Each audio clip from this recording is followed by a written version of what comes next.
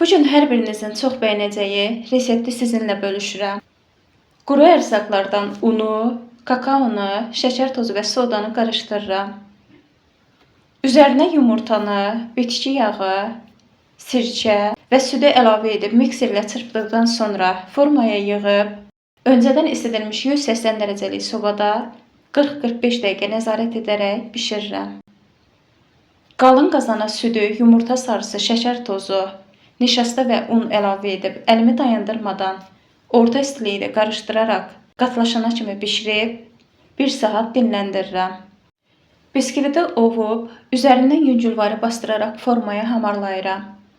Bişmiş kütlənin üzərinə qaymaq və vanil əlavə edib çırpıb, sonra isə biskvitin üzərindən hamarlayıram. Sonda isə qaynar qaymağın üzərinə şokolad əlavə edib əridib, üzərinə çəkirəm və 1 saat